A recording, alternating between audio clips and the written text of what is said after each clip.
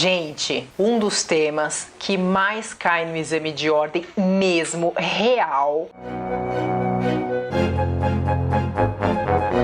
é prerrogativas. O que são as prerrogativas profissionais? São os nossos direitos, são os direitos do advogado, são os meus direitos e os seus direitos logo mais quando você passar no exame de ordem. Esse é um assunto com uma probabilidade gigante de cair no exame de ordem. Eu estava analisando as últimas provas da GV e etc. Caem praticamente todos. E detalhe, um assunto específico de prerrogativas já caiu reiteradas vezes, que é o seguinte: acesso aos autos judiciais ou administrativo, ou inquérito, tá? Pelo advogado. Se ele pode fazer, em que medida ele pode fazer, se é com procuração, se é sem procuração e etc. Caiu muitas vezes, tá? Então você precisa saber isso daí.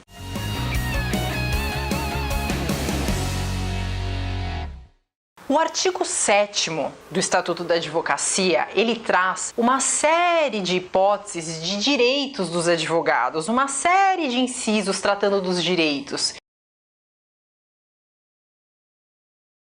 E alguns deles, mais ou menos 3 incisos, falam dessa questão do acesso do advogado aos processos judiciais, a processos administrativos, a inquérito e investigação.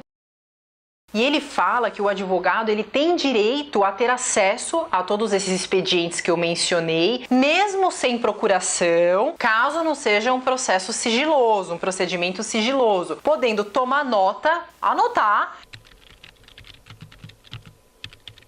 e podendo tirar cópia, inclusive foto. Ele pode pegar o seu celular lá e tirar foto do inquérito, do processo judicial, do auto administrativo, tá? Isso tá permitido lá nos incisos do artigo 7º, isso já caiu várias vezes.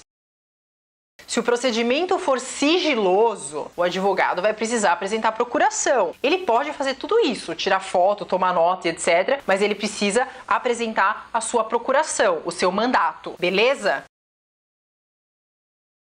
Isso está previsto nos incisos 13 e 14 lá do artigo 7º. E se a autoridade não deixar o advogado ter acesso, a autoridade está cometendo abuso de poder. A exceção, que é justamente se o procedimento for sigiloso, ou seja, a exceção é o advogado apresentar a procuração. Ela está no parágrafo 10º desse mesmo artigo 7º. Você não precisa saber o parágrafo, lá na prova não vai perguntar em que parágrafo está isso. Enfim, eu estou falando aqui para você saber.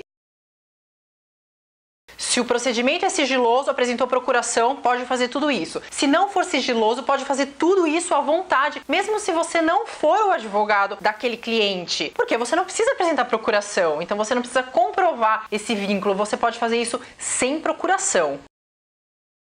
Uma outra exceção que também está lá no artigo 7º e aí está no parágrafo 11 é o seguinte: se a autoridade chegar à conclusão que o seu acesso àquele inquérito, àquela investigação ou àquele procedimento vai prejudicar as diligências que estão em andamento, ela pode limitar o seu acesso.